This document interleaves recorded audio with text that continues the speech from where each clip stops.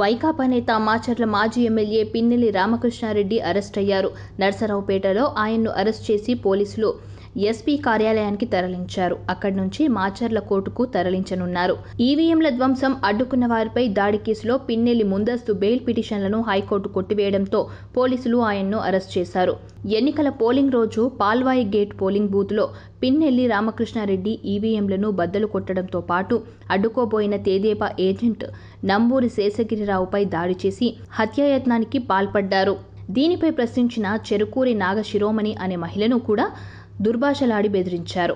అలాగే పోలింగ్ మరుసటి రోజు పిన్నెల్లి ఆయన తమ్ముడు వెంకట్రామిరెడ్డి అనుచరులతో కలిసి కారంపొడిలో అరాచకం సృష్టించారనే ఆరోపణలున్నాయి. సిఐ నారాయణస్వామిపై దాడి చేసి గాయపరిచారు. వీటన్నింటి మీద పోలీసులు కేసులు నమోదు చేశారు. ముందస్తు బెయిల్ కోసం పిన్నెల్లి రామకృష్ణారెడ్డి దాఖలు చేసిన 4 పిటిషన్లపై జూన్ 20న హైకోర్టులో వాదనలు ముగియగా ధర్మాసనం నేరుగా తీర్పు వెలువరించింది. ముందస్తు బెయిల్ నిరాకరించిన వెంటనే పిన్నెల్లిని పోలీసులు అరెస్ట్ చేశారు. పిన్నెల్లిపై ఈవీఎంల ధ్వంసంతో పాటు 2 హత్యాయత్న కేసులున్నాయి. ఈవీఎంల ధ్వంసానికి సంబంధించి మరో కేసు కూడా ఆయనపై ఉంది. ఎన్నికల అల్లర్లకు సంబంధించి ఈ కేసులో మొదలైంది. ఈవీఎంలను ధ్వంసం చేసిన కేసులో టీడీపీ ఏజెంట్పై దాడి చేసిన ఘటనలో పిన్నెల్లిపై హత్యాయత్నం కేసు నమోదైంది. కారంపొడిలో దాడి కేసులో సీఐ ఇచ్చిన ఫిర్యాదు ఆధారంగా పిన్నెల్లి బ్రదర్స్పై మరో హత్యాయత్నం కేసు నమోదైంది. ఇవి కాకుండా ఈవీఎంను ధ్వంసం చేసిన ఘటనలో మరో కేసు నమోదైంది.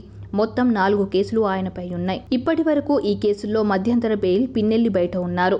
మొత్తం 4 కేసుల్లో మధ్యంతర బెయిల్ను పొడిగించాలని పిన్నెల్లి పిటిషన్ దాఖలు చేయగా విచారించిన ధర్మాసనం తీర్పును రిజర్వ్ చేసింది. నేడు తుది తీర్పు వెలువరించింది. ఆ 4 పిటిషన్లను కొట్టేసింది.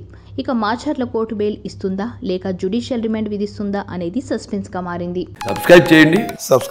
Please do subscribe to.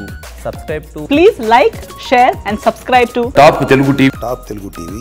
Top Telugu TV.